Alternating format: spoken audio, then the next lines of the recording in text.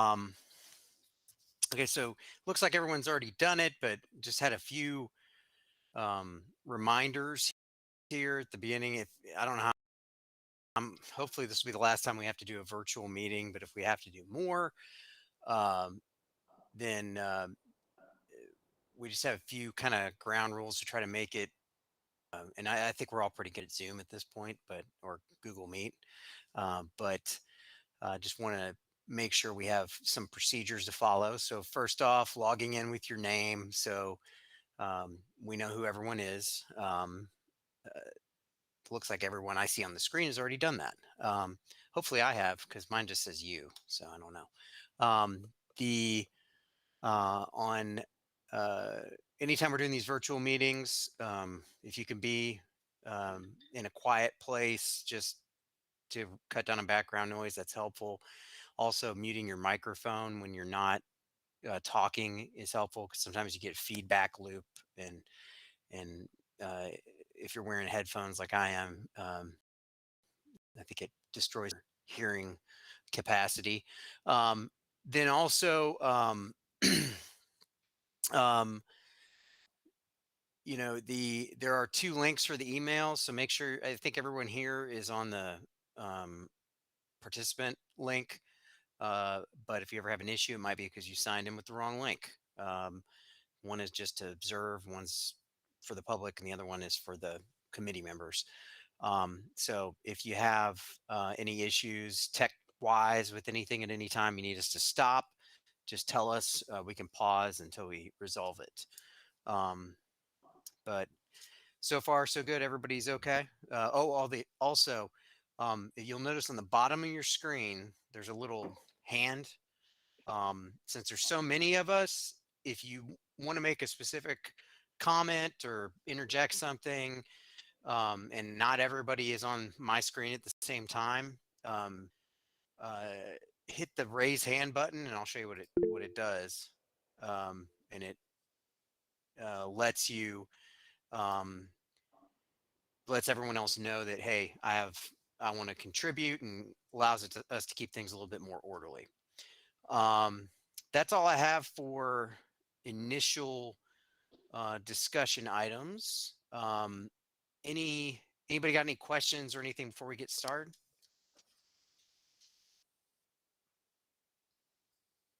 Oh, I do have. Is Taylor here? I am. All right. Taylor wasn't at our last meeting. He's our SFA student representative. So if you want to take a minute and introduce yourself to everybody, that'd be great. Yeah, sure. My name is Taylor Talavera. I'm born and raised here. I was born and raised here in Nacogdoches. I'm 22 years old. I just recently graduated from the SFA School of Social Work, and I'm actively pursuing a master's degree, and I plan to have that next year, next May. So I'm excited to join y'all. I spoke to Mr. Mario yesterday. I learned a little bit about what y'all are doing. I've previously worked. I recognize some faces. I worked on with Better Together. I don't know if any of y'all are familiar with that, but that's where I was for the last 6 months, and then I graduated, and now I was presented with this opportunity. So I'm excited to work with y'all and just learn. Thank you, Taylor. I appreciate you being involved and volunteering to do this. And it's good to have some student perspective on the process. And eh, the so our meeting is is being called to order. It looks like we added another one, but we still may be missing a couple. But we'll go ahead and start. Um, you'll note on the agenda the number two is where we are. We're going to present and discuss regarding different elements and themes in the current 2003 comprehensive plan. Um, and specifically, it's going to be looking at the goals and objectives in the different chapters of the 2003 comprehensive plan. And Elaine is putting up a PowerPoint. Since we couldn't be in person and have a whiteboard or anything, this will allow us to kind of keep everything up in front of us during the discussion. If um, if there's uh, anything anybody wants to stop on, again, you can raise your hand or just speak up. And hopefully this will be a back and forth discussion on these issues. So we're ready to go ahead and jump into it. All right. So from the the we did a little bit of looking at the existing comprehensive plan last time, and I know everybody's homework was to read it. And the one of the things you would have noticed is it is broken out into sections based on different topics.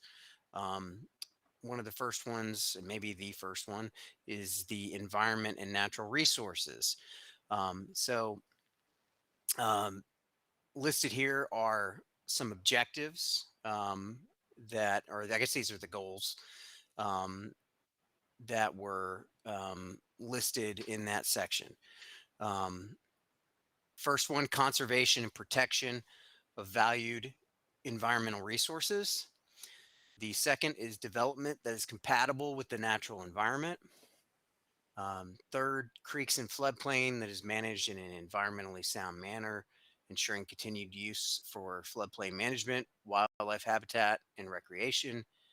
Uh, Number four is preservation of scenic beauty and natural habitat. And then five is excellent water quality. Um, so those were the overarching goals from the environment and natural resources section. Um, as y'all were reading through that section, I'd like to get some feedback. Any of those goals that appear to you to be um goals we'd want to carry ahead to the new comprehensive plan with regard to the environment?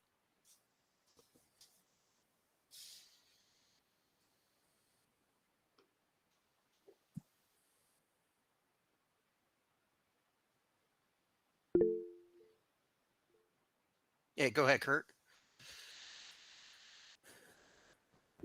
Okay, so can you hear me okay, Ken? Yeah. Yeah, okay. All right, what my comment on that on the environment and natural resources section is I mean I understand the elements as presented, but one question I had is so there it seems like there may be other considerations to add to that, things like livestock or timber, things that actually are part of the development of the local economy. Seems like those should at least be considered. For example, I don't see poultry or cattle. I don't see that listed. I don't see timber listed, but those are big agricultural aspects of our local economy. And of course, that branches out more into the county as opposed to the city. But I was just curious if the fact that those are, I think, part of our at least county economy. It seems like they would be at least considered in a comprehensive plan or acknowledged as something that contributes to the viability of the community, which is obviously the hub of the county is Nacogdoches. So Yeah, that's actually a good point because a lot of the even though you're right, like the timber, typically you're not cutting it in town to sell, or there's not, I mean, there may be a chicken house or two inside the city limits, but probably not the most productive one. Um, but um, it's kind of interesting because all the, well, not all, but a lot of the follow-on work on those raw materials or the chicken is actually done in town. And so I think that it's hard to separate the two. You've got Pilgrim's Pride over in University, you've got Norbord and some of the other plants that are within the city that where they're receiving huge shipments of timber daily. So it's all related, yeah. And I guess the question would be how do you account for that interface between our local industry, some of which is happening in county, and the businesses that are getting shipped that product to turn it into something to sell.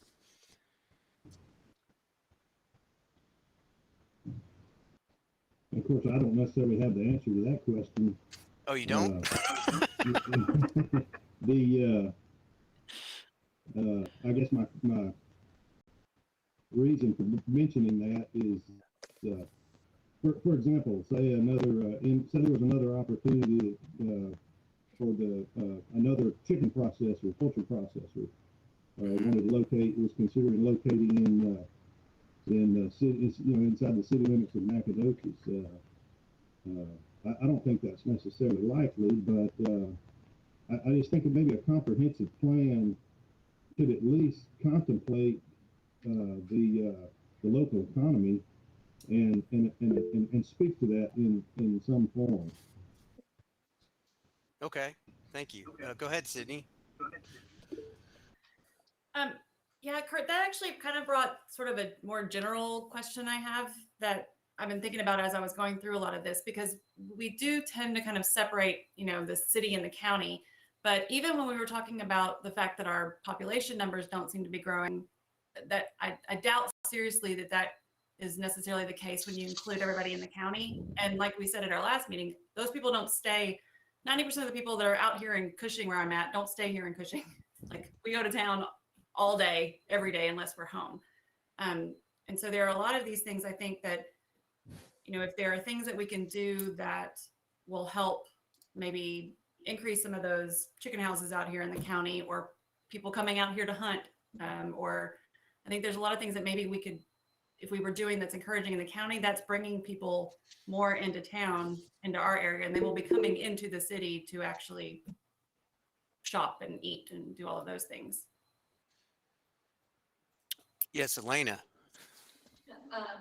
No, I just want to say those are great questions, and I think that might fall under land use, the land use chapter, because the land use chapter does talk about economic development and promoting economic development for specific types of commercial, industrial, retail, and so that can include our agricultural economic market, and then making sure that we are accommodating the agricultural land use to make sure that we're maintaining a certain percentage of land that's reserved or preserved for kind of agricultural livestock use. So I just wanted to mention that. Okay, thanks. Yeah, the and another issue is a lot of if you're thinking about the issue of for example, bringing in another chicken plant or another Norboard type facility in, there's a whole question of, well, what kind of impact does that have on the local or I guess in that area, the water system, the utilities there, traffic. Is there environmental concerns if it's going to be next to Lenana Creek or Bonita Creek? A lot of the environmental concerns are going to be, I think, as far as development goes, there's going to be some high level federal and state requirements that have to be met for any sizable new facility. But, we should still have some policies, I think, that look to do the development responsibly on a city level, or encourage development where we'd rather have it, and that is more compatible with what we want in the area. But one of the things I saw on here, it doesn't specifically mention it. It talks about preservation of scenic beauty and natural habitat. I would imagine since 2003, there's been a lot of effort on that side with local parks and the Lenana Creek Trail, Bonita Creek Trail, which have been greatly expanded. And I know the park system has been expanded. Is that something that, does anybody feel strongly about having more of a focus on how to bring more outdoor activities into, or at least have a plan to develop more outdoor activities to for residents of the city? Is that something we think we should have as a goal going forward?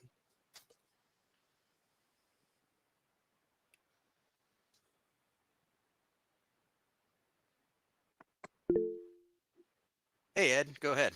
Hey, Ken, thank you. I talked to a lot of people that are anticipating a move to Nacogdoches, and without a doubt, almost all of them make the same comment that the resources that we have available to them through our park system, trail system, and all that is very important to them. Outdoor living, outdoor activity. I mean, let's get real. That's why they come here. And so I think it's important that we make a nod to that.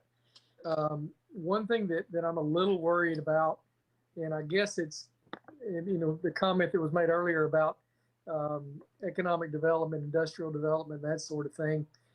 I would be very cautious about pre-legislating those items, because decisions that we may make today may not be the right decisions 10 years from now.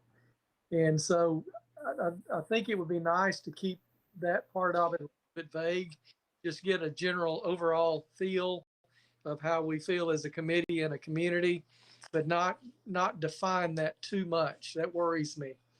But the park system, the trail system, all the outdoor activities that we work on are extremely important. And I'm telling you, people looking at Nacogdoches key on that very much. Thanks. It's good to hear feedback about that, because I know it's something that I considered when we moved here, and I've used a lot the trail system, and so I feel like it's important, but you just never know if it's something that everyone agrees with. Yeah, really, I've never had anyone say, oh, I mean, they always very important. And before we move on, I noticed that there is a unknown person on the list, and I just want to make sure we knew who that was. Let's see. Is there a way? I don't have any way to like ping that specific person, do I, Elena? So they know that they're showing up as unknown. Can't unmute them, so I can't.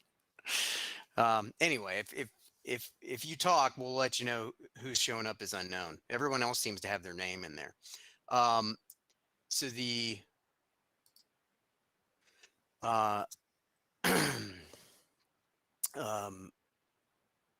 another thing here, we do have a lot of floodplain in town, especially along University Drive, and I know when we've had hurricanes, tropical storms in the past, you know, you've seen those parking lots at SFA look like a pond, and you know, some of the areas on Pearl Street flood. So the, you know, some good questions there that how do we account for development or use of that area? What's a good use of that area? If you can't build there, what can you do with it? And are we underutilizing those areas? Any thoughts on that?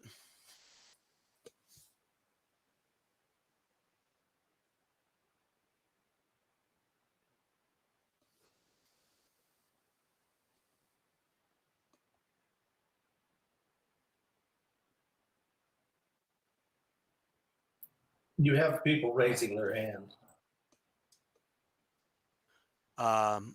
Go ahead, Paul. Oh, you're the unknown person. Now you're known. How do I fix that? You know, I'm not sure. Okay, Let's I'll see. take it. Maybe under the three dots, you might be able to. Well, I don't know. No, maybe not. Well, it's okay. We know who you are now. process of elimination. So Paul Jackson, I saw your hands up. You can go ahead and speak to that. Make sure you're unmuted. I don't know if you're muted or not.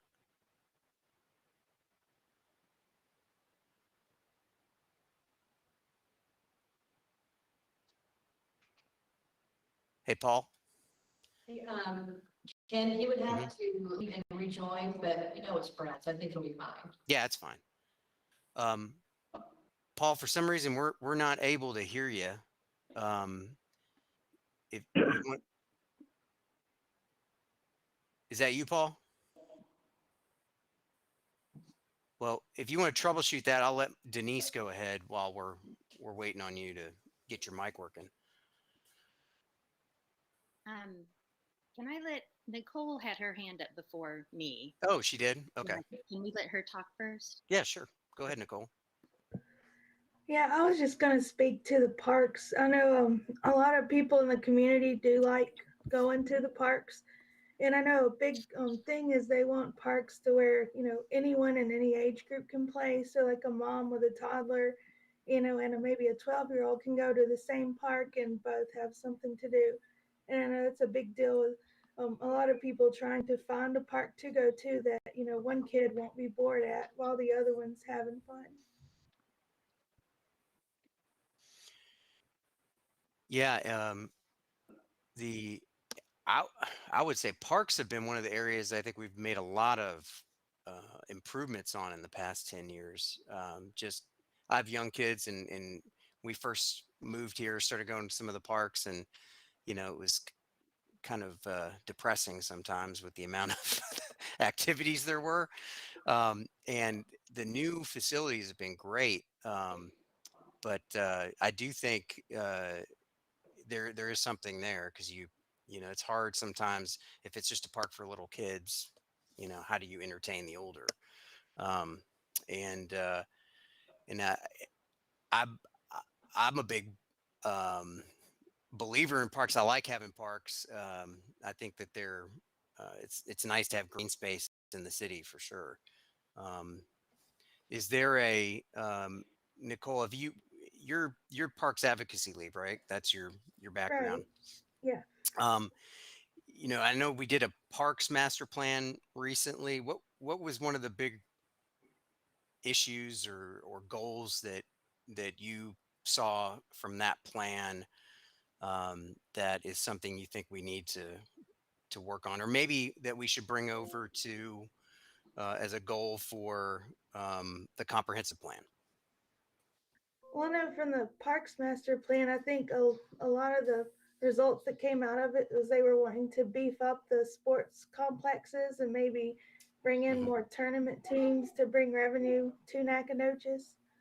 Because I know, like Monroe has a big park, and a lot of tournament teams go there to play, travel ball. But I know it would just like more parks in general that that blend in with the natural surroundings. I know the splash pad at Moroni is a big hit. And I know a lot of people would like, bigger water parks like that to go and play at in the summer when it's nice, steamy, 100 degrees outside.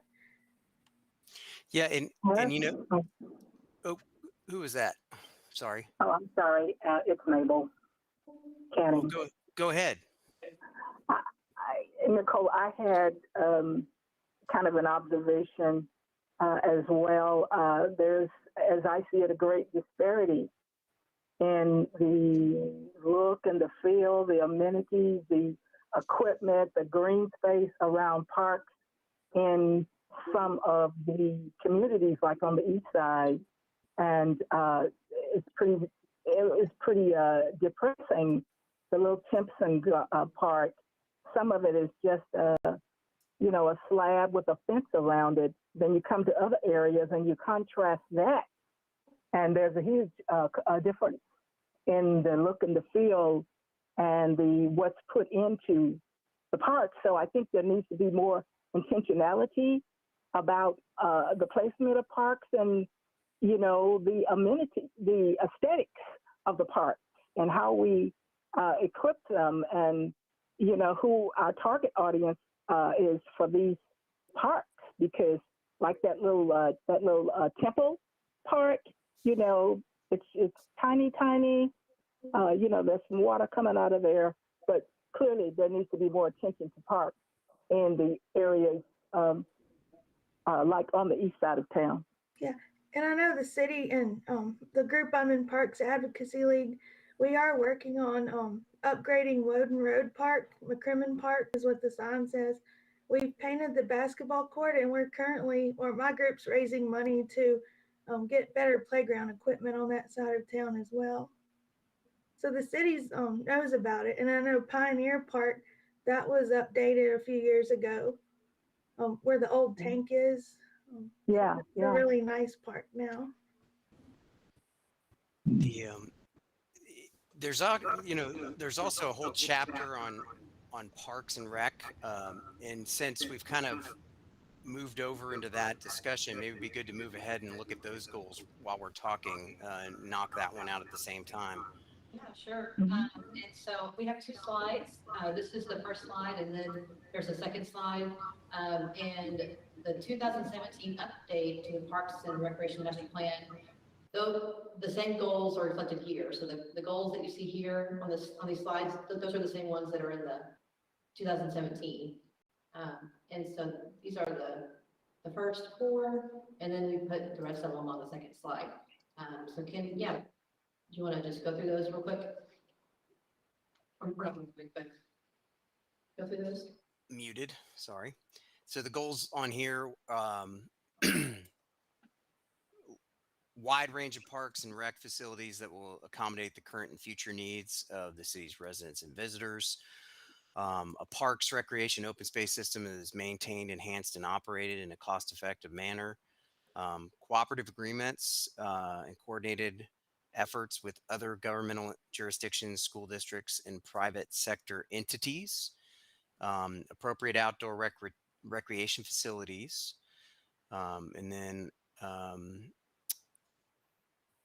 is it just conserving natural resources, or did I miss something? Something get cut off. There's 3 bullet points on Okay. this slide.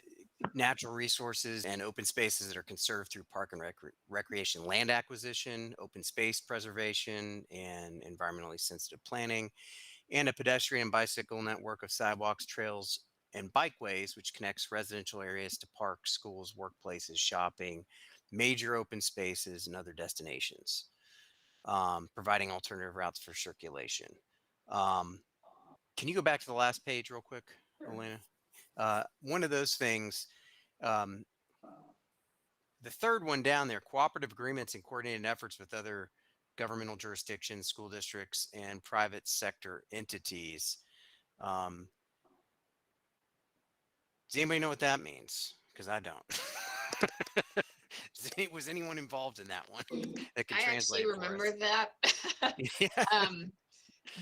That was geared towards getting agreements with the school districts to allow their playgrounds to be open, and not just open, but to be very publicly open for public use, so that you could go to, Regay Elementary's playground, if that is the closest playground to you.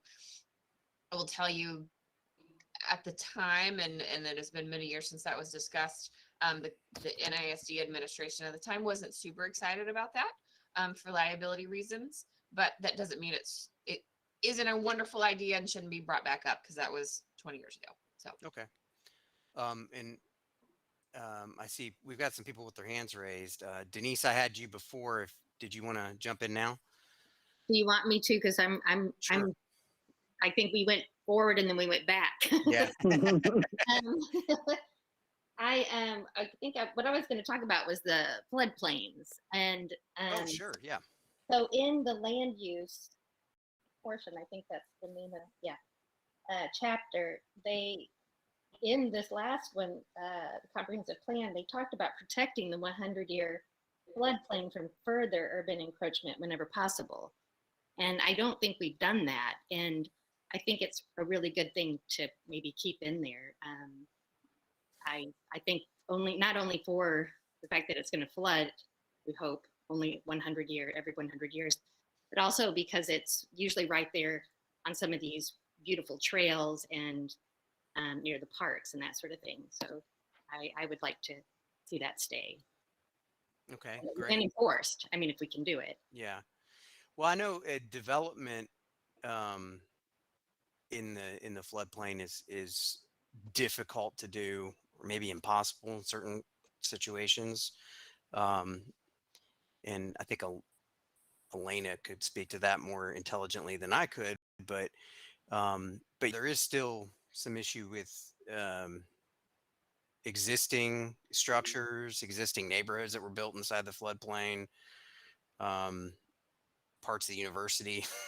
So, and some of those things are not going to be moved probably, or at least for a long time. So, some questions there. But Elena, could you talk about new development inside the floodplain, the 100-year floodplain?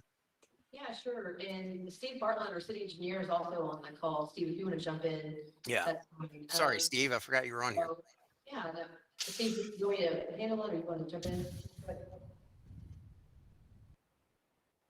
All right, so yes, so we have the floodplain, 100-year floodplain, which are areas that are anticipated to flood every 100 years. And those areas are designated by FEMA. And then we have the floodway, which is the actual waterway. And we don't allow any development in floodway. We do allow limited development in the floodplain, but there are additional restrictions and limits on that. We do require engineered plans. You do have to raise your building above the base flood elevation area. So we do allow some development in the floodplain, but it is limited. And like one of the committee members mentioned earlier, there's a lot of existing development in the floodplain because some of these areas weren't studied back in the 60s or 70s whenever a lot of our city was built. And so those are grandfathered in, but so there's limits on those as well as far as redevelopment and things like that. Steve, Okay. did I miss anything? Yeah, I'm sorry. I'm sorry. I think I kind of kicked it off there and I couldn't get it back on. Apologize.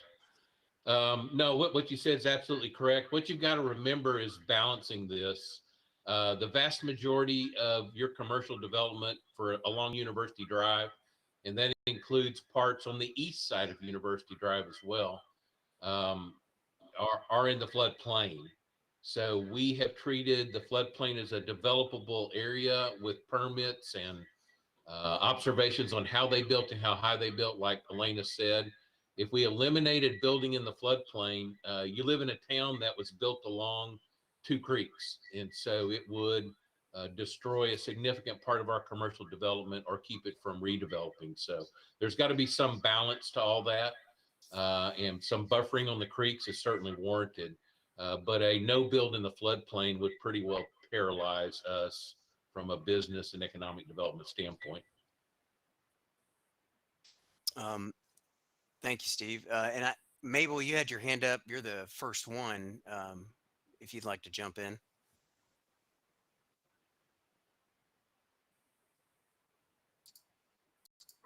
No, I think I made my point about being intentional in these plans, that we do not continue to neglect sections of our city and go on and focus on the broader community and not give some thought and some budget. You know, I asked Elena, I said, I want to see the tier 2 projects that are planned and the budgets that are being planned to go along with that. And I'd like to see that by zip code. And I maintain that if we do not set forth an intention to do anything different, we'll never do anything different. And that is what the plan is for. It's so that we can recognize that there are disparities and reallocate some funds to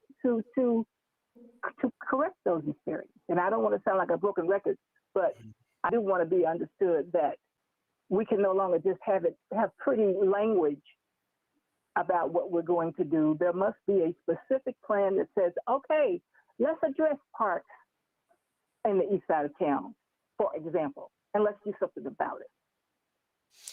Yeah. And Elena, can you go to the second page of the Parks and Rec slides real quick?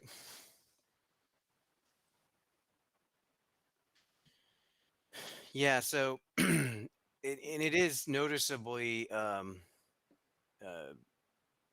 not included. There's nothing on this Parks and Rec goals that says, "Hey, let's make sure that we're actually providing parks to all neighborhoods or adequate Yes. facilities to all neighborhoods." It's just not a goal on Yes. here.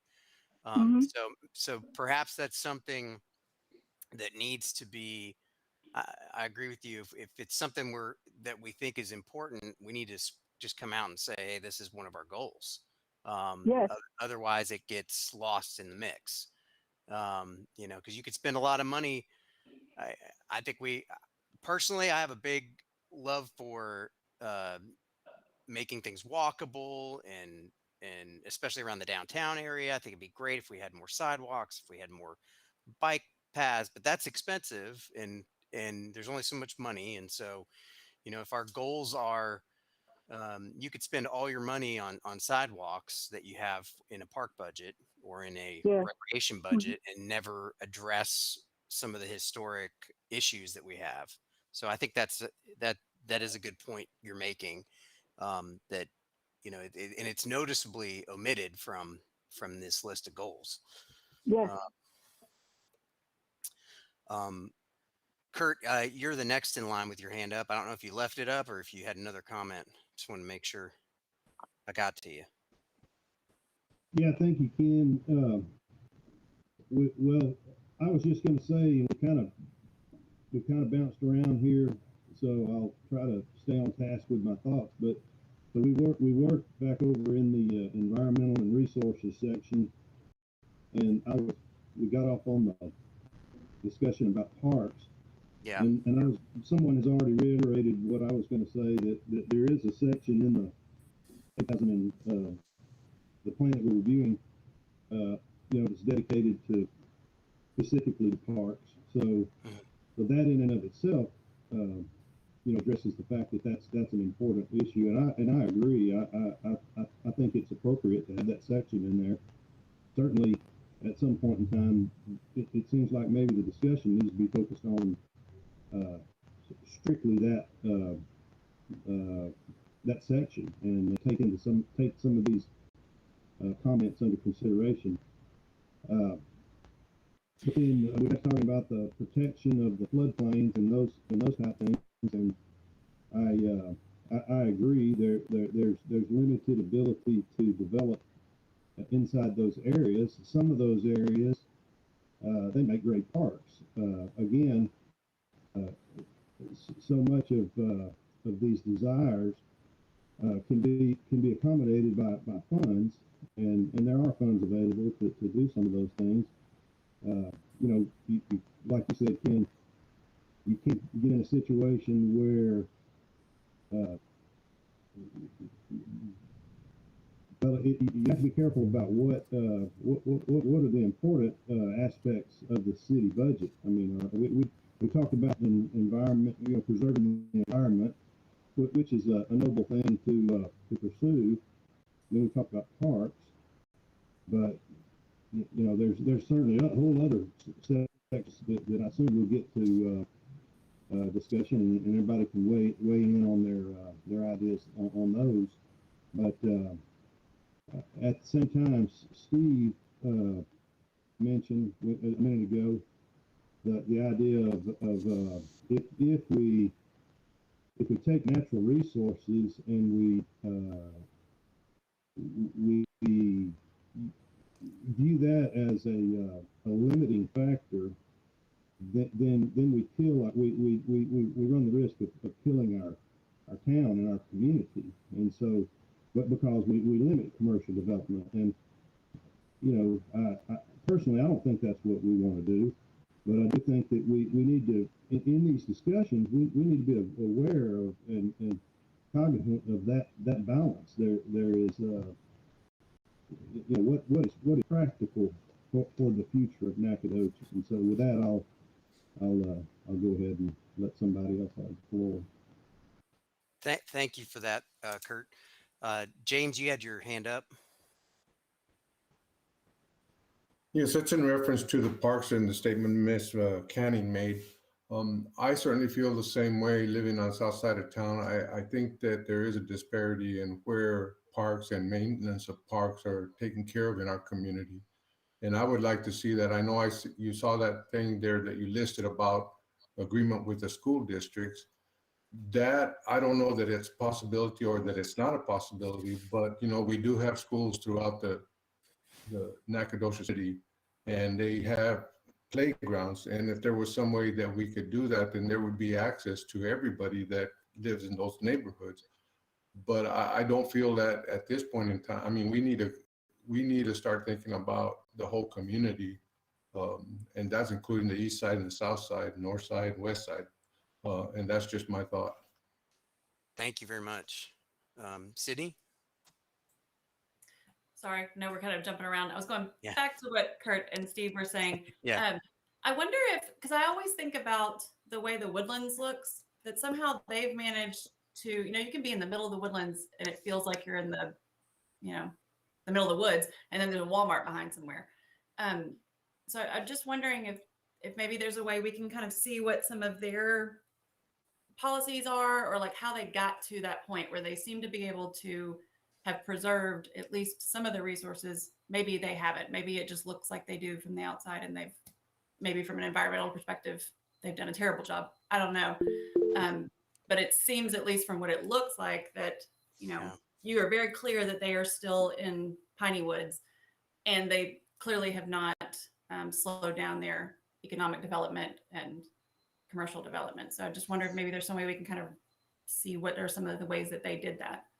That's a good point, because there's some, and maybe they had the benefit of developing tracts of land that were undeveloped, but it's a little harder than coming back and redeveloping when people already own things. But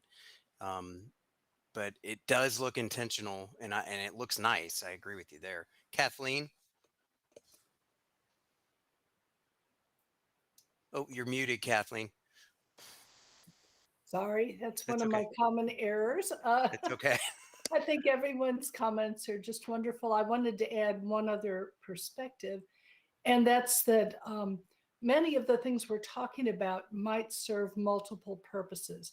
So, for example, I actually believe that I'm very supportive of preserving, all of our natural resources. That's one of the reasons we chose Nacogdoches, our parks.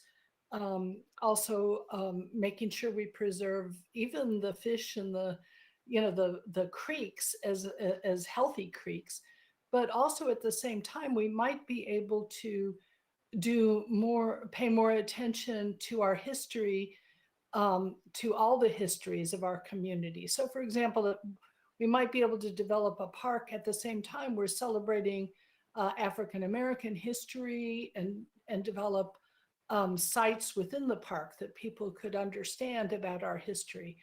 So that's just one thing. I think we can serve multiple purposes in one particular area. And I believe our parks, we need more recreation in some of our underserved areas, but we also need more history to celebrate. And so that's my 2 cents. Thank you. I was muted too. Since we have some other sections to go to, I think this discussion has been really good, and maybe we come back in the future, because at the end of our discussion today, we're going to have a survey that everyone can come back and say, here's what we think are the most, and we may not even get to all of the points that each of you think is really important to address as far as goals moving forward for what we want to embody in these different areas of a comprehensive plan. And so we want to give everyone opportunity to identify those goals that are important. And if there's areas we need to do more discussion in the future, that'll give us an opportunity at future meetings to maybe focus in on some of these areas, if it's parks or natural resources or one of the other areas we're about to talk about. but in the interest of time, I think we'll move back to the second section. Elena, if you could get us back to, I think it's land use. Yeah. Okay. So we'll just read through these real quick. I know y'all can read, but it might be helpful just to quickly go through this, especially if anybody's on their phone. Long-term growth in appropriate areas to achieve an efficient, diverse, and balanced pattern of land uses, both within the city and urbanizing portions of the extraterritorial jurisdiction, which is that area just outside the city limits. A variety of safe, high-quality residential areas that meet the needs of Nacogdoches residents. Vibrant and viable commercial and industrial areas supported by a quality community offering many assets and opportunities for economic development, and high quality development that respects community character and the natural environment and does not overburden public services and infrastructure. So there's just one slide on that, right? Yeah. So looking at that, land use is kind of a big deal. I know being on planning and zoning, we've heard a lot of concerns about density and what kind of developments go in which neighborhoods and how to plan for those things. And this is what we're talking about here, is a higher level view of how do we plan for different with existing neighborhoods, putting new neighborhoods, new developments in, and also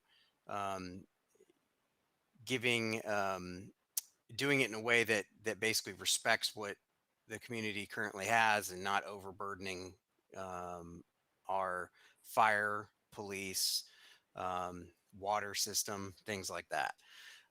So any thought? I think everybody might have some thoughts on land use. So just want to kind of open it up for any comments on these goals. Which of these goals you think are important, or which goals we should be including here that we're not?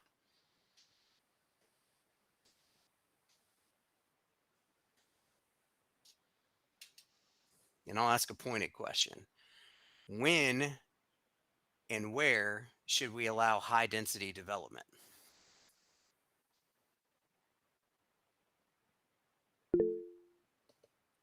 Go ahead, Kurt. Okay, thanks, Ken. So I'm going to go ahead and just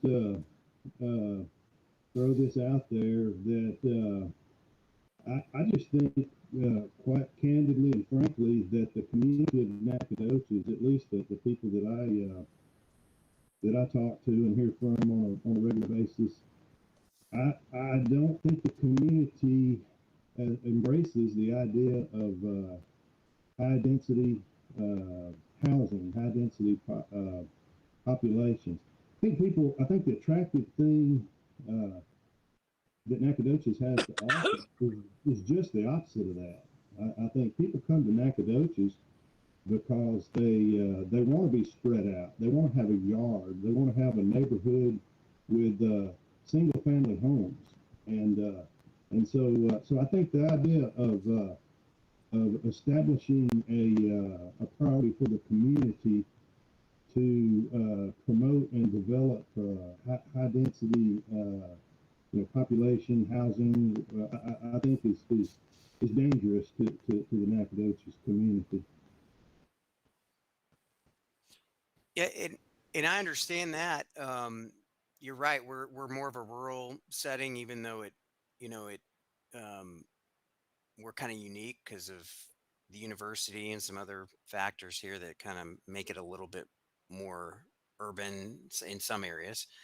But historically, I think most of the development has been single family homes or smaller apartment buildings. But there is some place for high density. I mean, there's student housing, there's existing apartments in town. And if the price of houses keep going up because Ed keeps doing his job too well, then no one's going to be able to afford a house. So what do we do? How do we get people here to work jobs that we need them to, or how do we have affordable single family housing? Is that something that can be done? Is that something that can be done from a land use plan perspective, or are we at the whims of the economy? I'm not sure. Any thoughts on high density developing?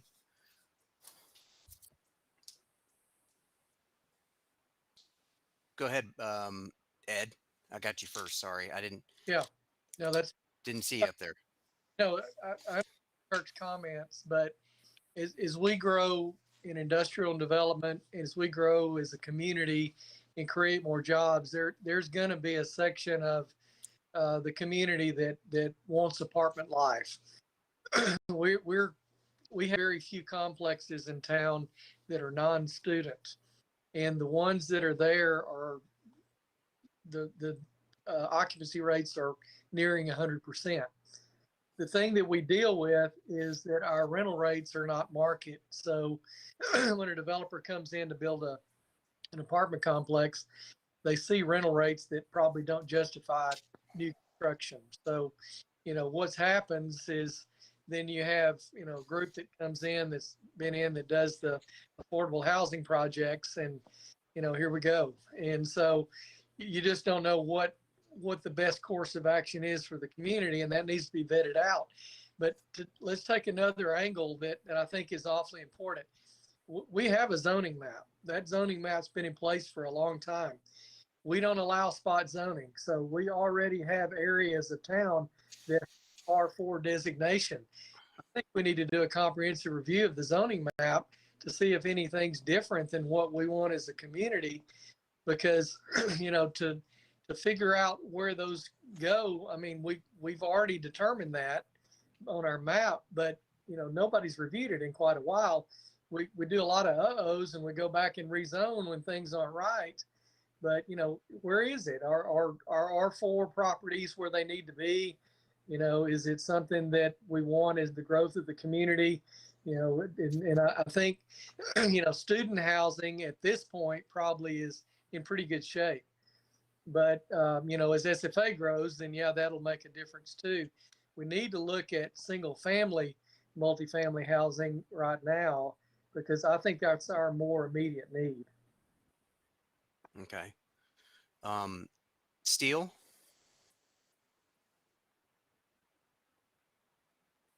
Yeah, I just wanted to ask a clarifying question.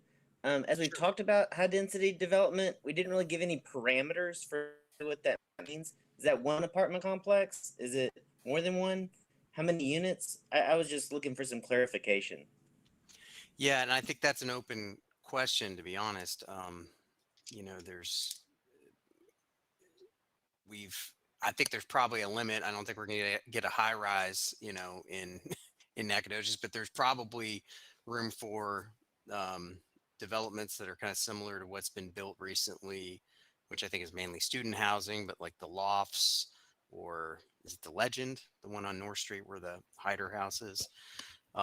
So, I would think that would probably be the upper limit, but I don't know. This is maybe a question for a realtor more than, what are people looking for? What's the market for multifamily development right now? Is it a townhouse, or is it a land development community that has, somebody brought this up the other day at the planning and zoning meeting. Austin did that development at the old airport there, the Mueller development, which has both single family houses and townhouses, and I think some apartments. And then it also has some kind of mixed use retail, things like that. Now, much different city, but on a smaller scale. Is that something that other towns of our size or slightly larger are doing? I don't know. Or is it just, hey, we're just going to come in and build our cookie cutter apartment complex? Ed, can you speak to that as far as the development side? Yeah, I mean, this is just clearly my opinion, which may not be worth anything, but to redefine still what I think Nacogdoches needs right now is we need a complex very similar to University Hill and probably about the same size, because we need a variety of 1, 2, and 3 bedroom options. And that one has that. And there are some amenities that go with that, and it looks good and it's gated. It has all the things that people are looking for, and it's non-student. So I guess conceptually look at that. Right now, our need is for a complex very similar to that, that has that variety. And, you know, where it sits in town, you know, that's up to, I guess, the city and our zoning projects. But anyway, that would be our immediate need. And then down the road, then we look at something else. But that's been a very good complex for us. A lot of professionals end up there as they're transitioning to home ownership. And so anyway, that will be my comment. Okay. Brad, go ahead. Yeah, well, obviously, I try to figure out what my lane is, and my lane is trying to preserve the historic areas in our town. And I think it's dangerous to start top-down government kind of proposals where you're saying, well, let's move this apartment into this area, even though this area is historic or this area is single-family homes. I think it's a very dangerous precedent, because when you have a government using tax credits and things to do that, you end up driving those residents out of the city, which I think you've seen in Central Heights and several different places. A lot of the people, I don't know on this committee, but a lot of the people that work for the government that enforce the rules and tax the citizens of Nacogdoches live in Douglas and Chirino and outlying cities. And they don't actually,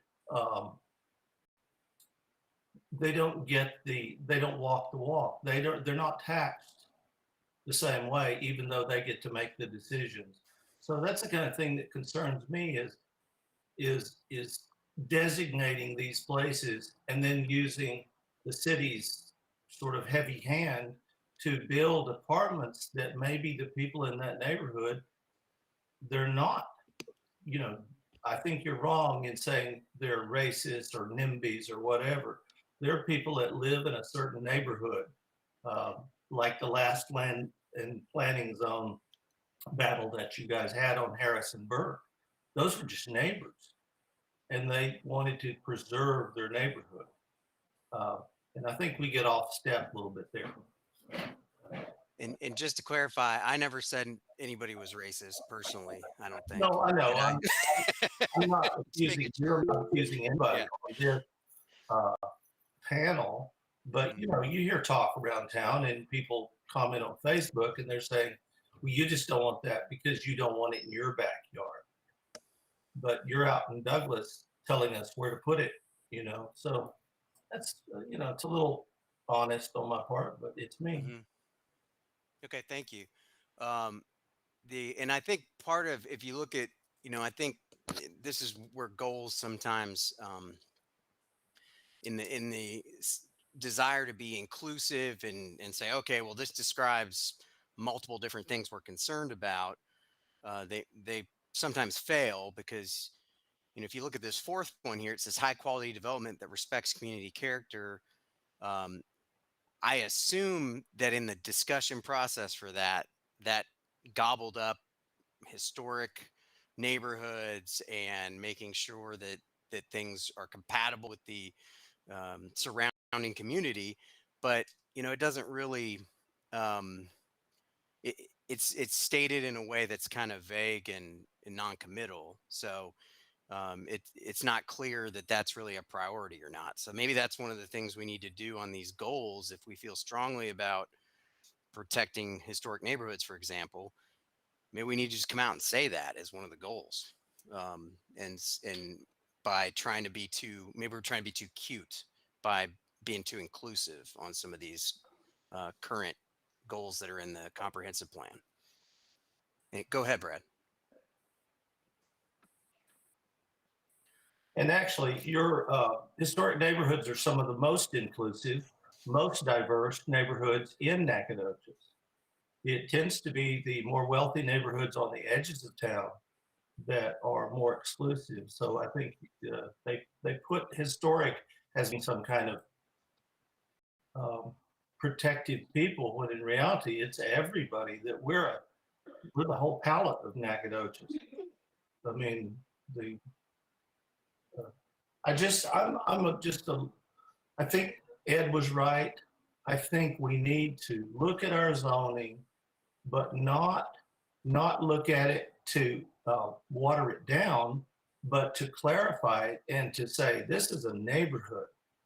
Stop the dissolution of that neighborhood, and find out where we live and where we want to live, because otherwise you start mixing and matching and everybody moves out of town. Their single family homes are all out in the country. And the more, in tribes of people, the closer people get to each other, the more strife and conflict there is. And Nacogdoches has been conflict free in a lot of ways for a long time. And I think we're headed in the wrong direction in that way. Trying to push people together. And so it sounded like maybe one of our goals on land use should be either a routine, like every so many years we do some sort of go through actual process where we reassess our zoning ordinances and because it is a mishmash, believe me. I mean, people come in all the time and they're like, for some reason my house is in a B2 zoning and I don't know why, and they want to change it.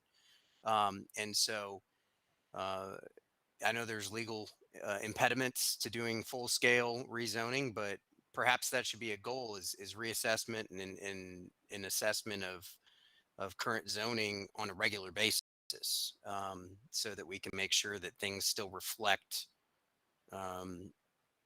what we thought they were in the 70s, 80s, or 90s when the zoning was put into place. So, Larry, I saw your hand was up.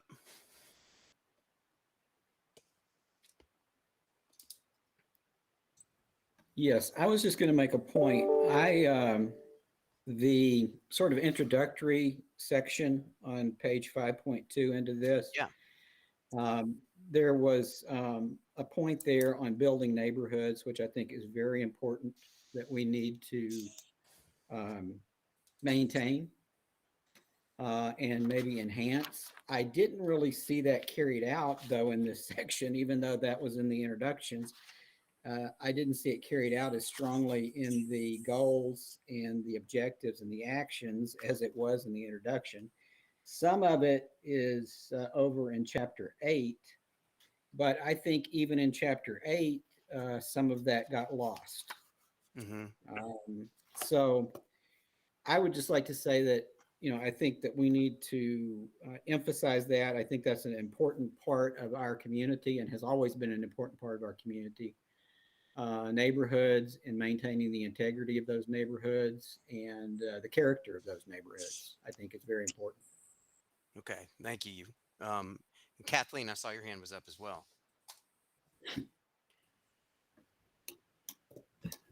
Okay.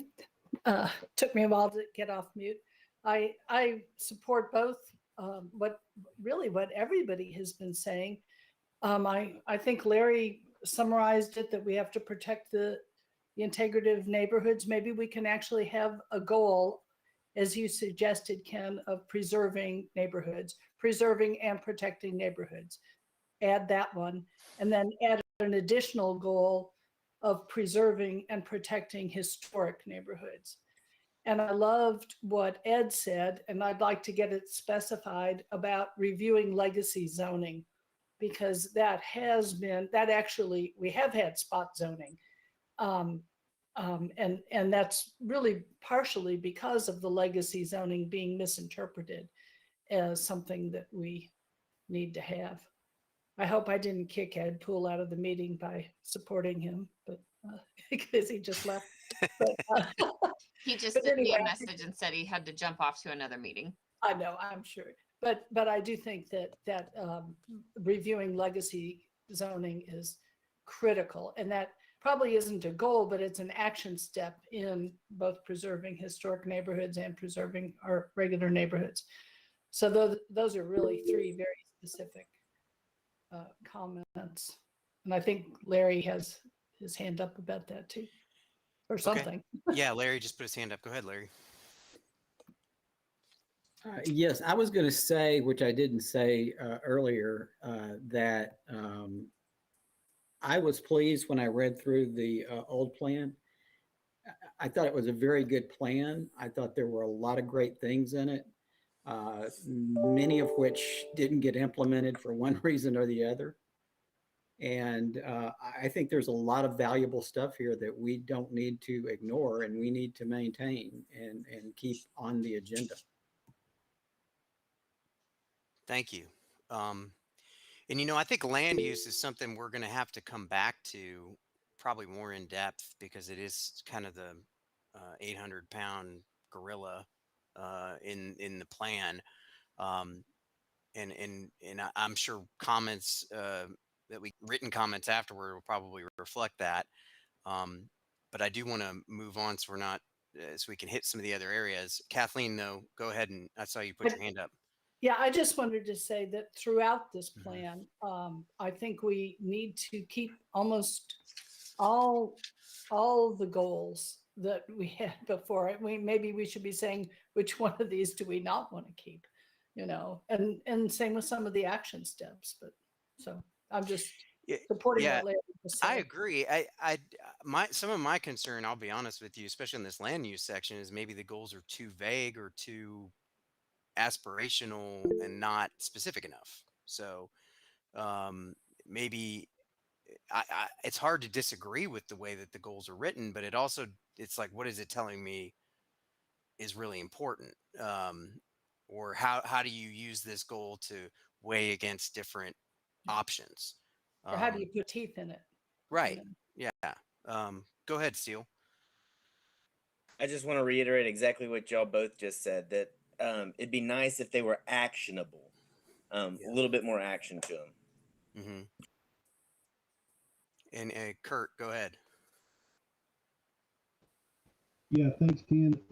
One of the things that I'll agree that I think that this current plan that we're getting, I think there's more of it that I like and I embrace than there is that I dislike. So, I'm hearing that from that seems to be a consensus that's becoming apparent here. One thing that I'll touch on what Steele just said. I had made a comment on my notes, and I said this plan has too much shotgun blast. And what I mean by that is you go through these sections, and there's these objectives have 8 or 10, or sometimes maybe 20 or so bullet points, and I think there's been questions that have been raised about specific bullet points. What does that mean, so forth and so on. And I have this. I'm curious as well, but I almost wish that this plan had an index, and each one of these bullet points had a number where we could reference them specifically. But that's just an idea, and how to proceed, possibly with reviewing this plan. That could possibly take a lot of time to do. But at some point, 20 years from now, when there's a group of people that come after us or reviewing what the result of our process, I think if these items were a little more specific and a little more indexed a little bit better, that might make for a little bit easier plan for people to evaluate. No, I think you're right, because one of the things we've discussed, and I think should be a goal probably, is to have periodic review of the comprehensive plan and assess where are we not following it, or where are we missing out on things. And if you just got, like you said, if it's just a shotgun blast of here's 12 objections, got lawyer on the brain, 12 objectives that are under one, bullet point. Well, how do you determine that those are being followed? Which ones are, what's your priority? It it it'll it opens the door for inaction in some ways, I think, and that's a concern. Or to go, well, look how nice that is, and just move on and never do anything with it. Jacob, I saw your hand was up. Yes, sir. I just wanted to mention this, something I noticed looking through land use. I even pulled up the digital version and tried to do a little search.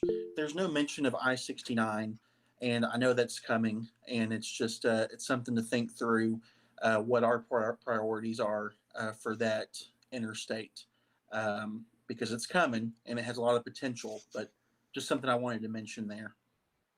Yeah, that's a great point, and it it talks about it in the plan, but very vaguely and very obviously they didn't really know where. They thought it was going to go out by the airport at the time, and so yeah, you're right. It's just not covered in a way that's useful. Go ahead, Kurt.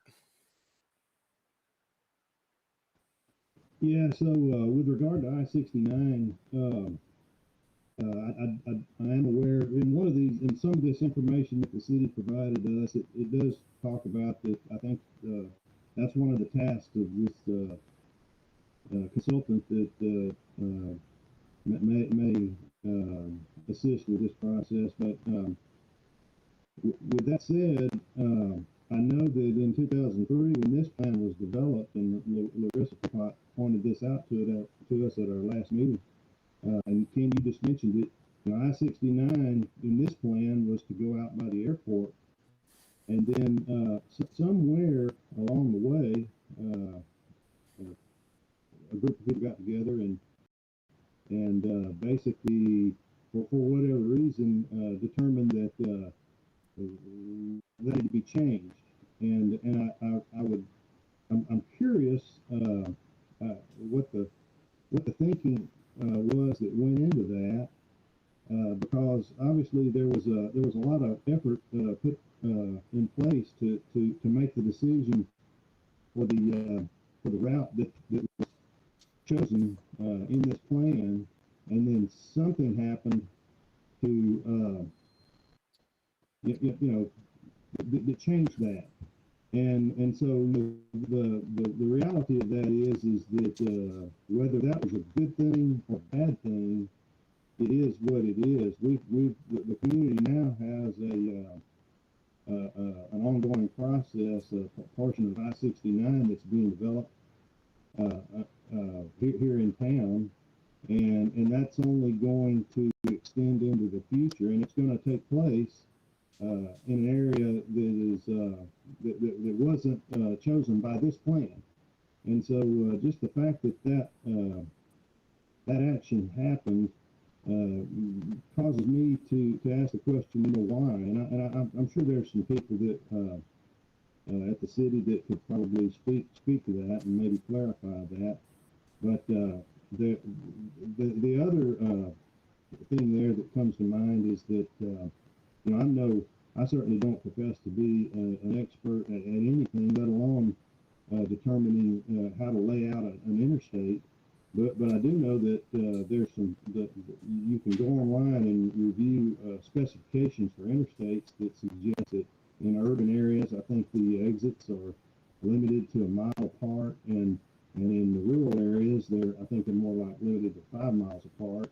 And so I'm assuming that at some point we're going to have that discussion, and what's going to have to happen, I believe, is there's going to be some people over there on the West Loop that are going to find that their businesses have been cut off to the other side of the road, and which that's certainly a cost of progress, but that in and of itself is going to be an interesting discussion on who winds up who gets to turn out on the road and who doesn't. There's going to be some some strong opinions, I think, that are going to come out of that discussion.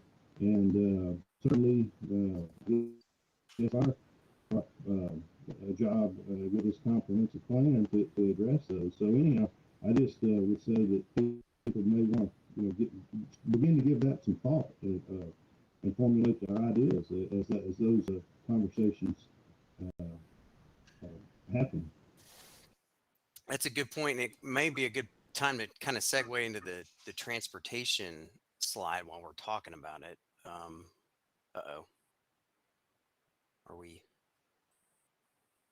Did we lose you, Elena, or you're still there? There you go. But yeah, you make a good point, Kurt. There's going to be a lot of discussion that needs to be made about how people get off the interstate and get into town, and how the businesses that are there and how they're going to be granted access to the interstate, and what we want to do possibly with the land that surrounds it, as far as making it attractive for, do we want to encourage certain types of businesses to come in or not? And so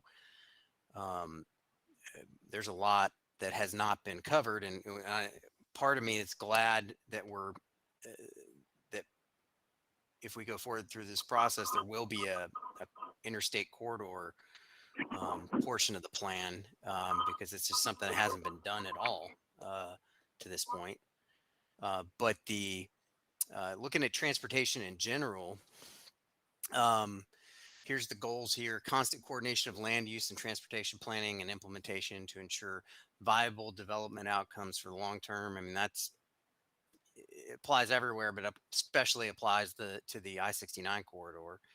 A viable, well-used public transit system that meets definite needs, while also providing a practical alternative for various automobile trips in town. Expanded local air transportation options for area residents, businesses, and public agencies. Progress toward being recognized as a pedestrian bicycle friendly community, and a community that shows particular concern for accessibility for all persons, and a balance of new construction with steady maintenance of transportation facilities to address current deficiencies, as well as future mobility needs. So interesting here. We've actually, I think, made some progress on some of these goals. One is the public transit system. I know we have the Brazos. Is it the Brazos Transit Authority? Is that what it's called? Anybody know for sure? Can't remember the name of it. But the bus system, and in the last 20 years, we've also added. We always, I guess, had taxi cabs as an option, but now we have Uber and Lyft, even if they're not public options. They are alternatives to get around town for some people. But that is an area, I think, where we made some progress. But as one who doesn't utilize that system, I don't know if it is really sufficient or not. And then for expanded local air transportation options, I don't know if that's happened. Actually, I could tell you probably we have not happened or had an expansion of that, but there are some plans out at the airport to expand our capabilities out there. So perhaps that is in progress. Anybody have any thoughts about public transit or alternatives to getting around town, if as far as a goal goes? Is that something that we need to keep as a goal going forward?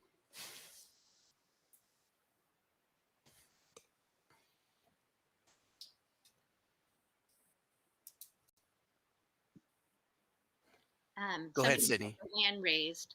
Yeah, go ahead, Sydney.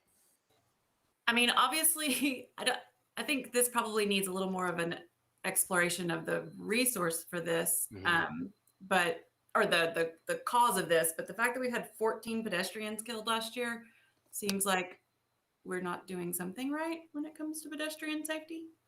I mean, I don't think it's necessarily, I don't know what it is. I don't know if it's necessarily a sidewalk issue. I don't know what the issue is, but Good question. Other cities of 30,000 people, I mean, what is it? What are their typical? That seems really high to me. Even though, we have 30,000 people, it's a good question to say, is that atypical, or what's the factors behind that? Because I don't know, but I agree, it's troubling. Um, Go ahead, Kurt. Oh, okay, Ken, thanks. It concerns me, city as well. Yeah, that's a horrible thing anytime someone's killed in an automobile pedestrian accident, and so definitely that needs to be considered and reviewed. But I would, along with that, there is sometimes I hear people the sidewalk comments. And it seems like maybe just our culture in general has taken a notion that the pedestrian, the idea that the pedestrian always has the right of way.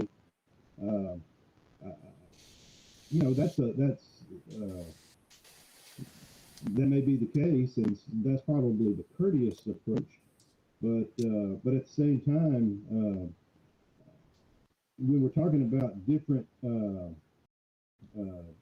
automobile affairs, like for example, an interstate, I haven't seen any interstates that have sidewalks on them. And I think the idea of trying to encourage people to, pedestrian traffic on interstates, it's not a good idea, obviously.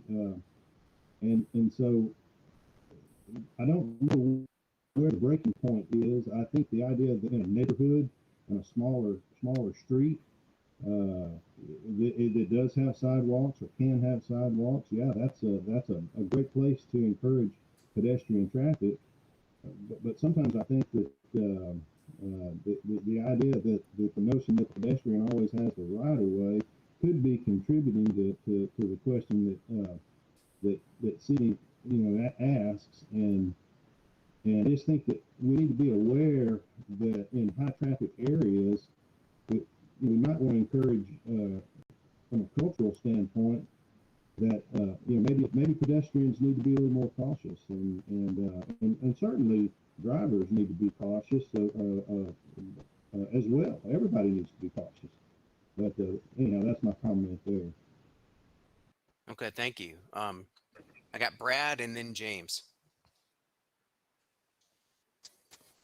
Yeah, in some ways we may be a victim of trying to make sidewalks, which I agree with Kurt. I think we had good intentions making sidewalks on North Street, but you've also increased the pedestrian traffic, perhaps, and that causes people to not want to walk to the end of the block or a crosswalk, but just maybe try to weave in and out.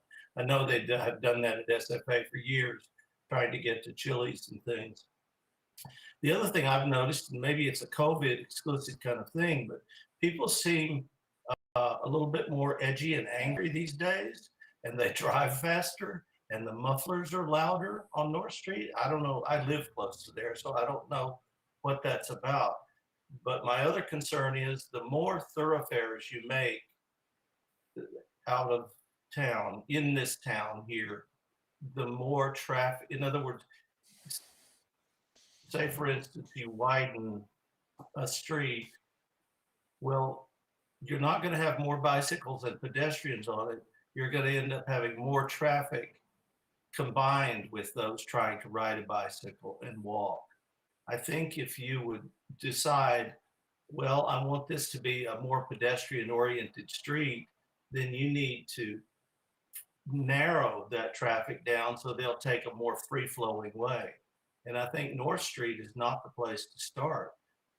Say Mount Street, which I know well, if you didn't make it a thoroughfare, if people didn't go 50 miles an hour on it, you could have a bike lane and sidewalks and pedestrian lane. And I think people would be very happy with that, homeowners and citizens. Thank you. James, go ahead. I'm coming from living on the south side of town, and recently we've had hit and runs people that are handicapped, trying to walk on the side of the road without a sidewalk, wheelchairs, crutches. You know, I mean, we put them in harm's way by not at least having a sidewalk where they can walk to and from their home to the store, to wherever they're going. And that concerns me quite a bit, because we have, whether we like it or not, we're going to have that traffic coming in and out of town. And those individuals have to walk in the street to be able to get into town. So that's a big concern for me. Thank you. Thank you. Yeah, so and I know the pedestrian thing's a hot button issue, because it's been a news story recently, but it's also troubling. Kathleen, I saw you put your hand back up. Well, I don't know if it's for this committee or not, but I think the current number of deaths, pedestrian deaths, warrants being placed on the city council agenda now. And it's not just something that needs to be part of a comprehensive plan. And we need to ask for a report. So I intend to do that. So I thought I'd just warn you all. Thank you. You're welcome. Yeah, no, that's good to know. I'm sure you all were working on it. It's just, you know, it's been a constant theme, it seems like, over the last couple of years, trying to make things more walkable, but then it seems like we're going backwards. So it's a good question why. Can we move on to the next section? And while we're doing that, oh, Larry just put his hand down. Did you want to make a comment, Larry?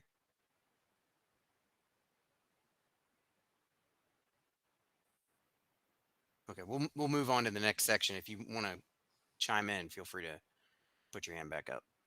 Can I do it? No, I can't.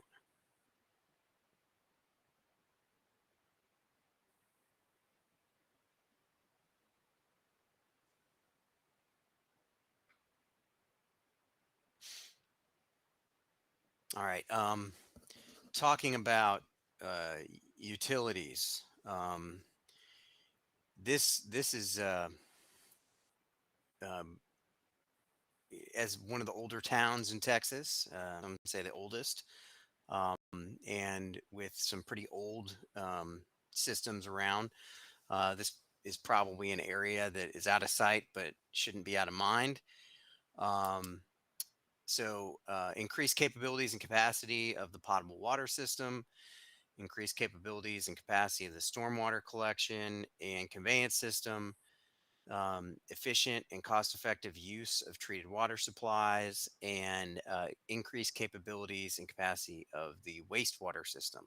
And is Steve, are you still on? Yes, I am. Yes, All right. I am. Since we have the guy who's in charge of this, or who oversees the utility infrastructure, just could you speak real quickly to where we are now as far as capacity of our sewer and water system? Sure, Ken. So there's two components to this. One is our ability to treat wastewater at the plant and to treat potable water at our facilities. In other words, what can we deliver from a plant standpoint versus what does our infrastructure, our lines, give us? So we have more than sufficient capacity remaining for a lot of growth at our surface water plant at the lake and also in our water well system. We have a lot of available capacity at our sewer plant. So our issues are strictly our piping and infrastructure to be able to deliver those services to new development or existing development. So the focus of these will be more on pipes, pipes and fixtures inside our city. This is normally a result of whatever land plan focusing the comp plan comes up with, and what the demands will be based on that land use plan. So this is kind of a natural reaction to whatever we show for desired land use. So I think that's kind of what this means. And obviously to be able to do things efficiently is included in that. And that could be a little bit of construction related improvements, but did that answer your question?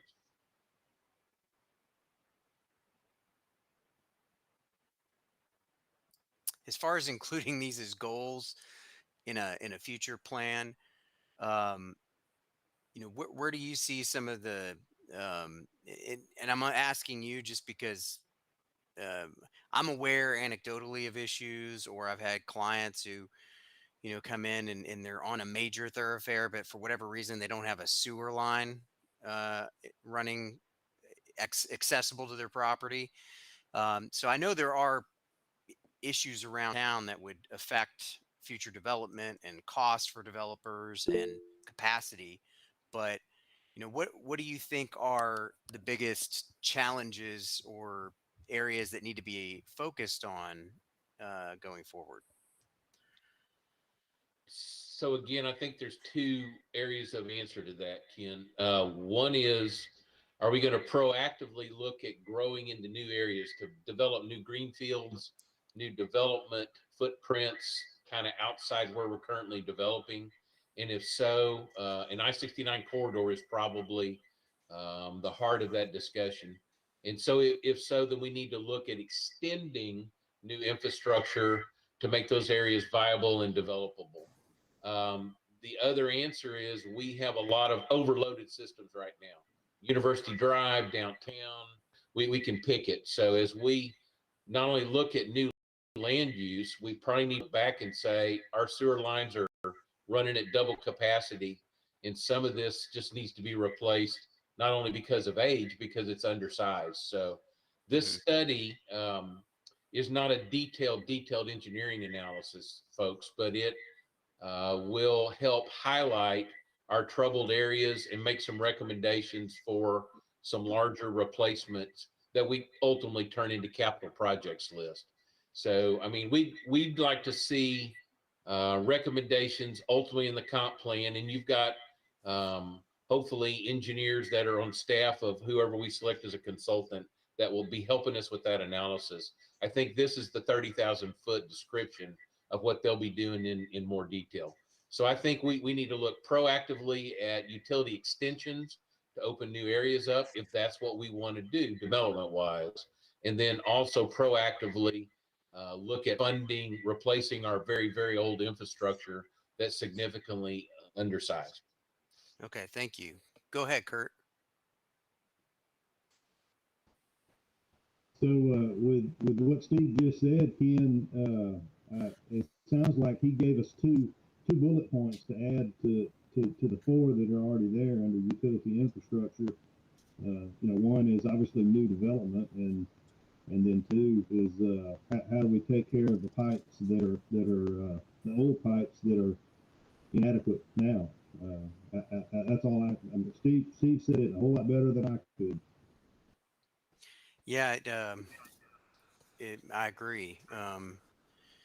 And I think we should move on. Let's see. We've got, what sections haven't we covered? Community facilities, housing and neighborhoods. Though we have kind of talked a little bit about housing and neighborhoods.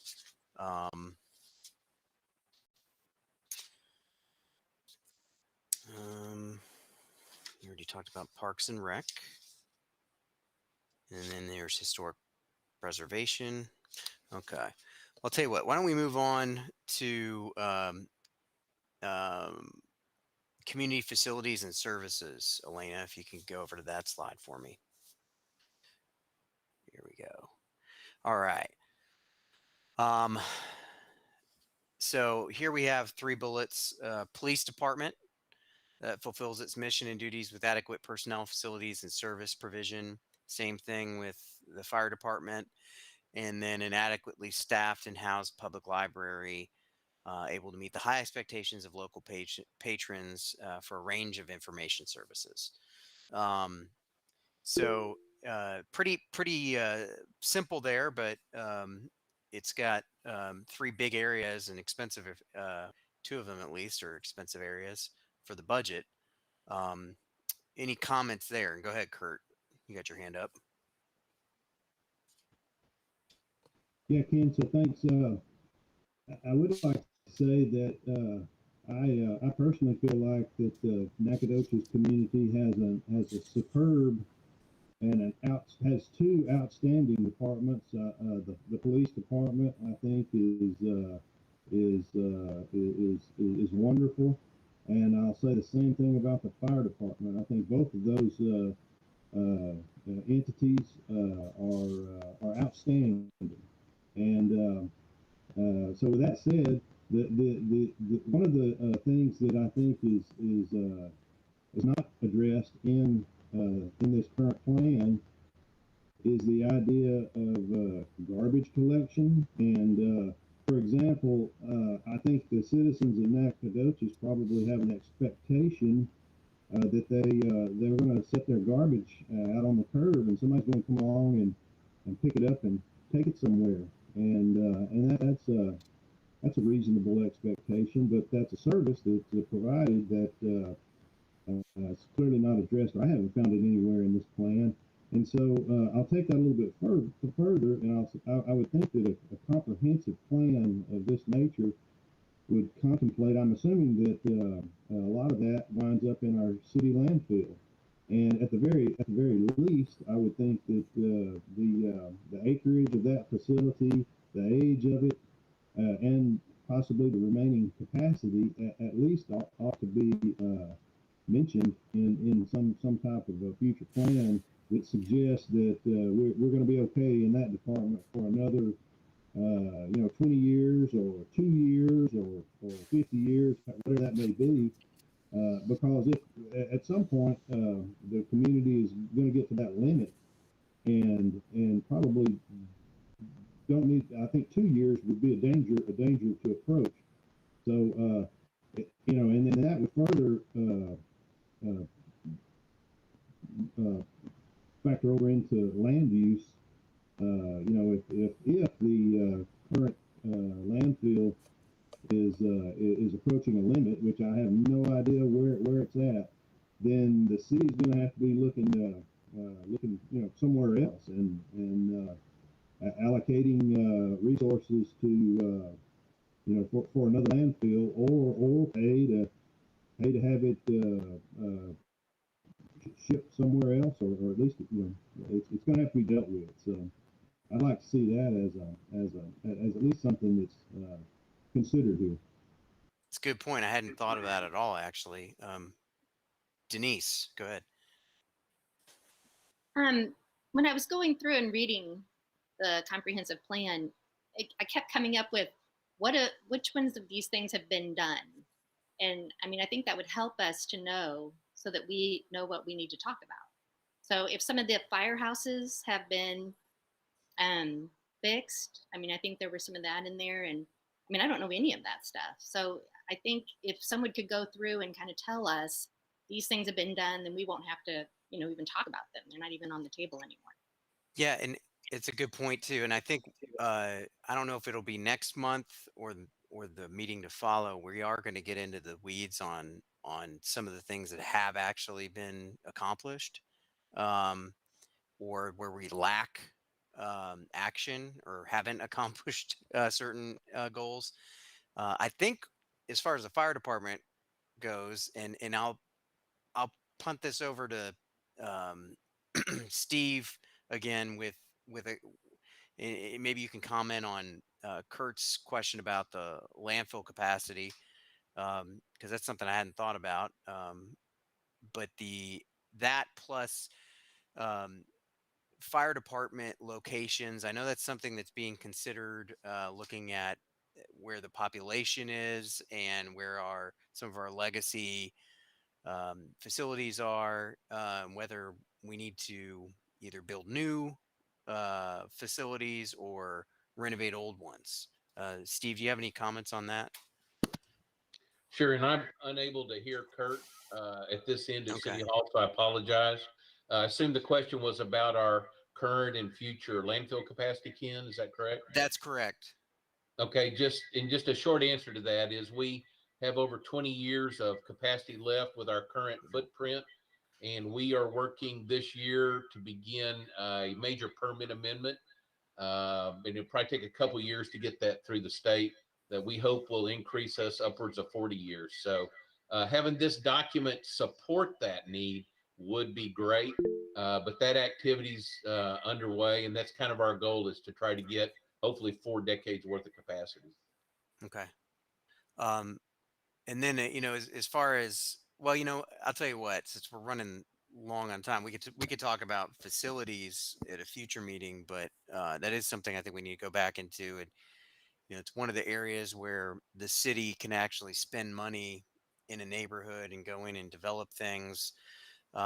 Is when you're building a fire department, police station, and or supporting facilities. And so it's something we need to look at in the process. Brad, I saw your hand was up. Just a little unclear. Is it our job to build in priorities for what we would wish to have be done first, second, third, fourth, and fifth?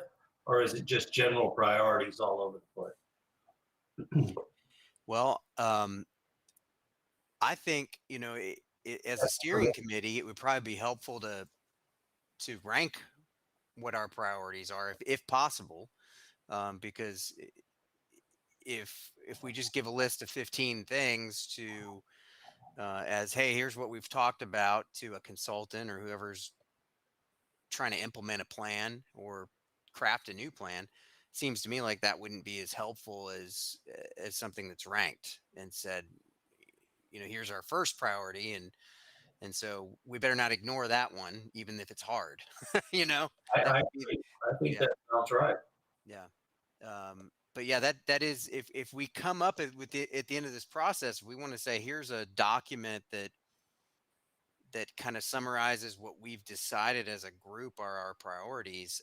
If we can, if possible, and it may be hard to do that, but I think it would be useful to have some ranking.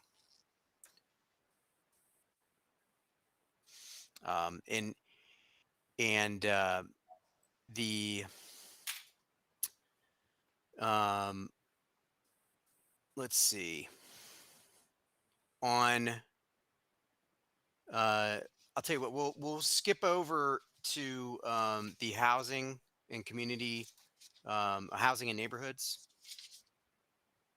since there's a lot of points here.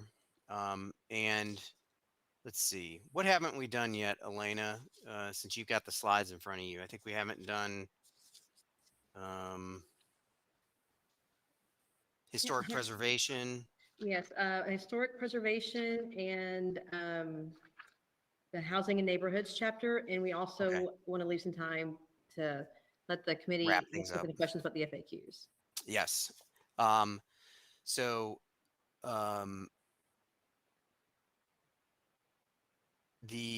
we have already talked some about housing and neighborhoods for sure. I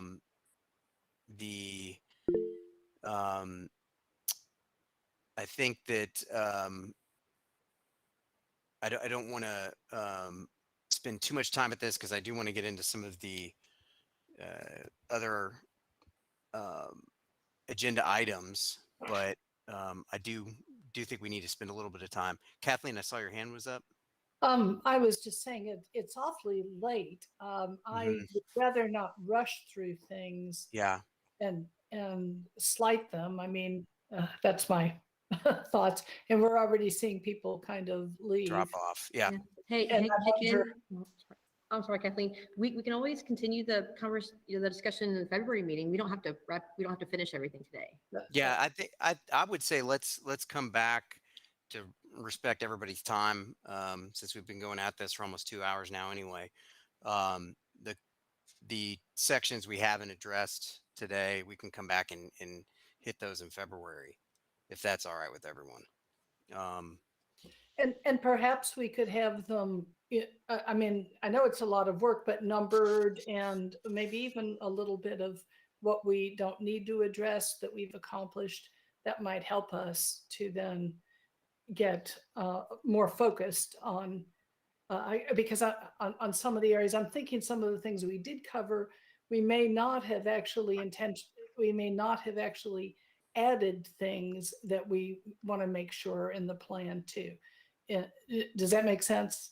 We may want to zip back and make sure that there aren't things we need to add in different sections, even if we've covered them just a little bit. Yeah, and the intent was to kind of look and say, hey, what was bad about these goals, or what has been fulfilled, or what is not necessary, and then what is good. But it's really hard to do that process without saying, well, here's something that needs to be considered. That's right. And I think, if we can keep a running list of those things, so that as we get on in this process, community meetings and other things, we can assess whether or not, we may, talking on a Google meeting, think it's important, but who knows, maybe the rest of the city is like, well, that's stupid. Why are you guys worried about that? And so, but I think we need to capture these things while we're talking about it, because otherwise, there's a lot Right. here and we'll miss it.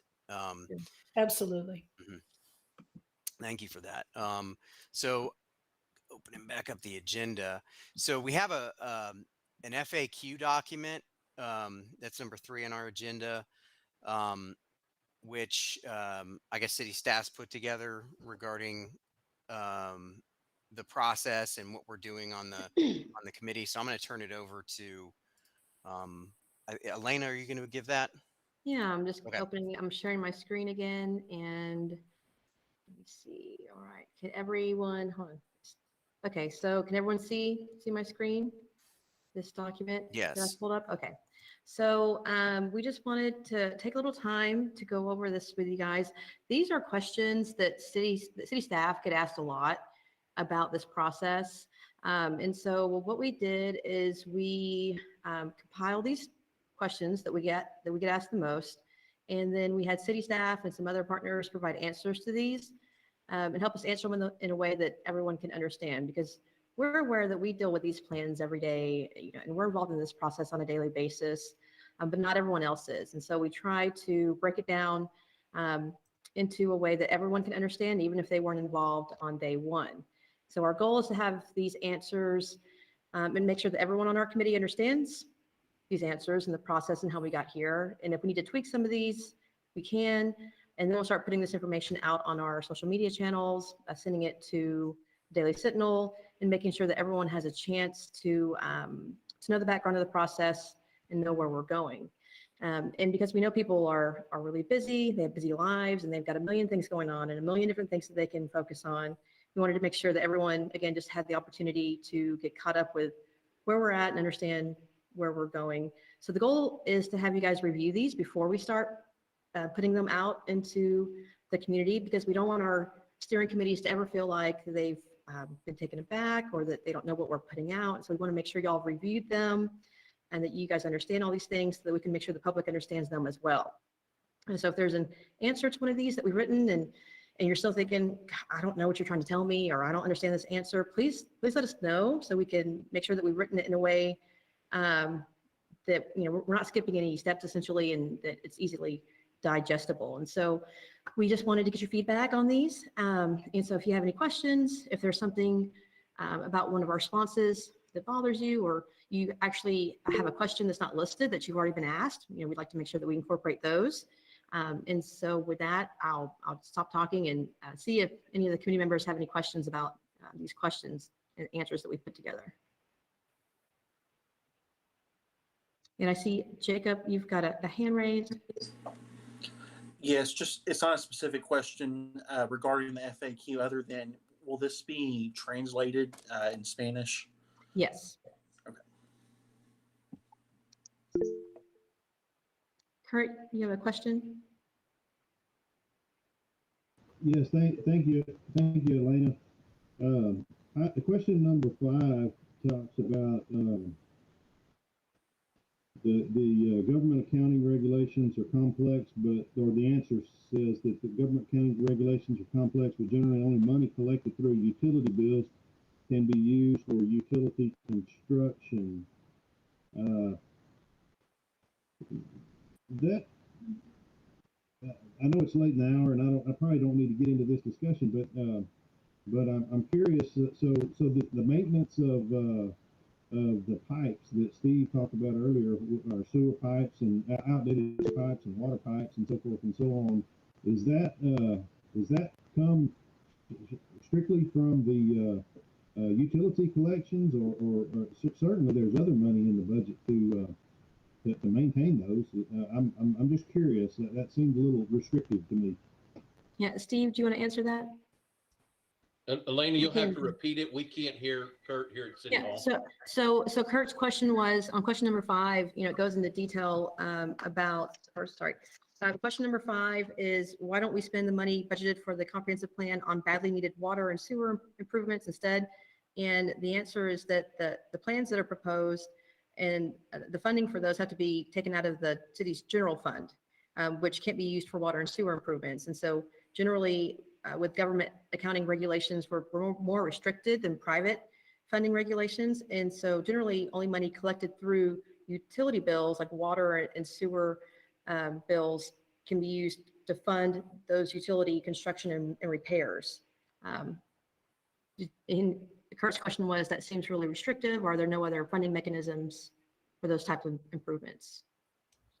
Okay, in generally speaking, no, Kurt. So they're separate purses. In fact, it's called an enterprise fund. So our utility enterprise fund can, generally speaking, only be used on utilities.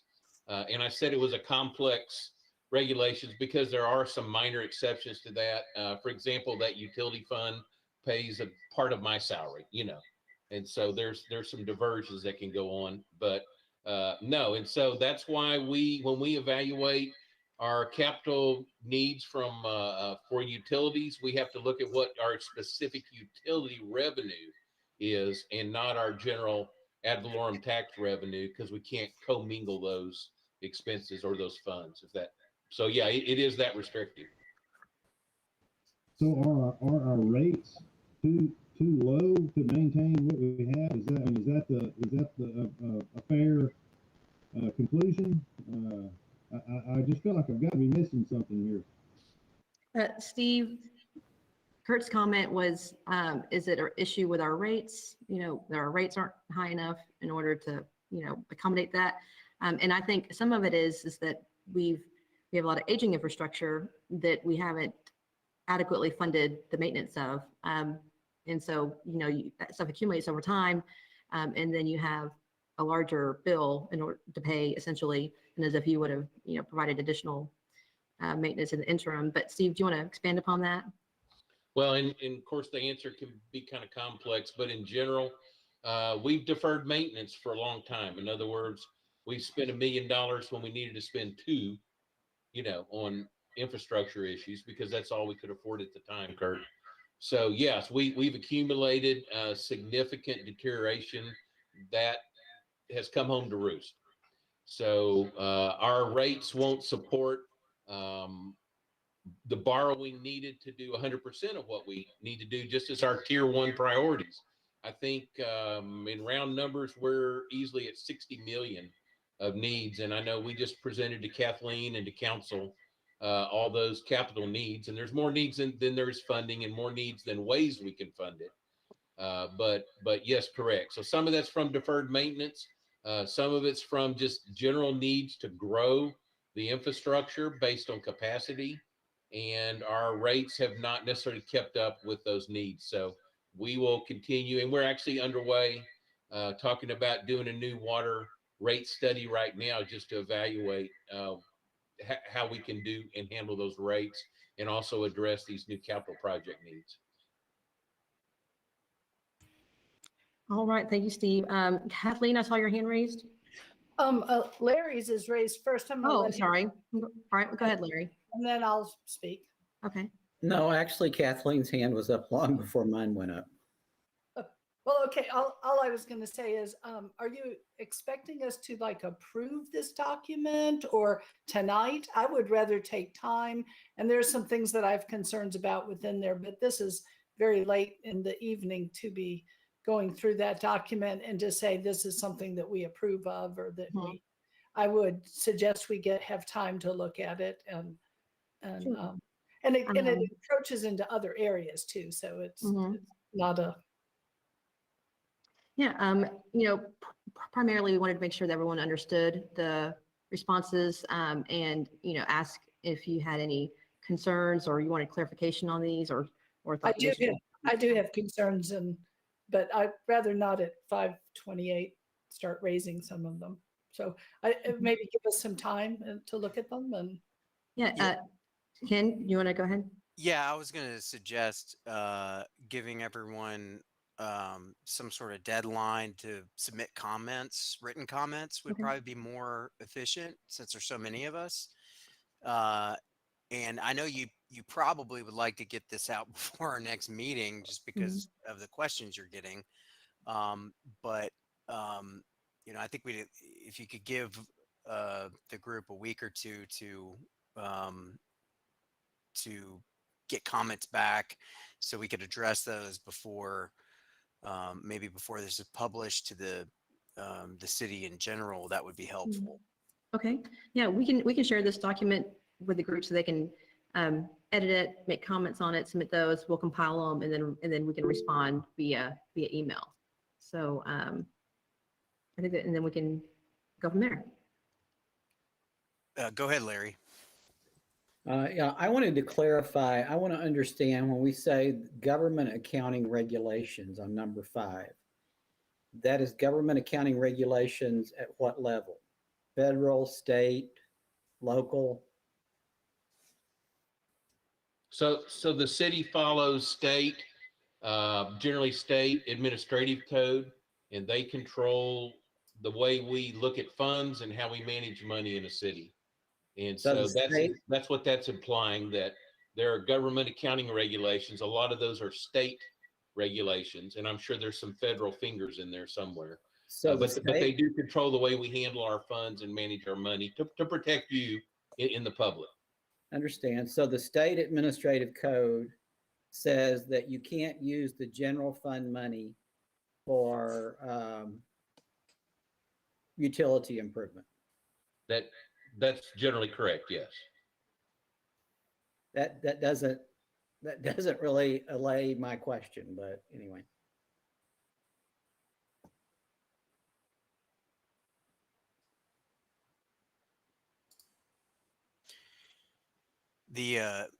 Do we need to have a session where we just talk about government accounting and how funding is supposed to work at a state level? I think we can provide, when we send out a copy of the document, we can provide some additional information and clarification on that for the group to read. And then if they have any questions, they can reach out directly to me or Steve, and then we can share those responses to the group as well. So that way there's maybe some better shared understanding. Okay. Yeah, and you might be surprised at what you find when you look in the state administrative code and other codes as to what requirements can be in there, not just for accounting, but for example, I think every contract the city does, don't we have to say, doesn't the person have to pledge that they're not going to boycott Israel? Isn't that's a state law? I don't know why it matters in Nacogdoches, but politics create some weird requirements at times. So if you would, when you send that out, Elena, just give us a hard deadline on when we need to have comments in, that I would say at least a week would be helpful. And then that'll give everybody a chance to fully review it. Do you want to move ahead and talk about the schedule for the future meetings? Sure. So our next meeting is scheduled for February 10th. We hope that meeting is in person. We'll continue to monitor our local COVID rates and make sure that that it's if there are continued high rates, we'll evaluate that at that time. But we do anticipate that we will start seeing a reduction, and so we'll keep the group up to date on whether or not that meeting is going to be virtual or in person. At that meeting, we'll finish the discussion on the different goals and objectives of the different elements of the land use plan, and we also plan to provide a presentation on implementation status of the plan. So looking at the different implementation recommendations and actually providing kind of like a scoring sheet of what's been implemented and what hasn't, why or why not. And we'll provide that for the group at that meeting. Okay, great. Any other comments before we adjourn? If not, thank you very much for sticking around, everybody. I appreciate your comments today and the time that you spent reviewing the current plan, and look forward to our next meeting. Hopefully it's in person. But thank you all very much for your time.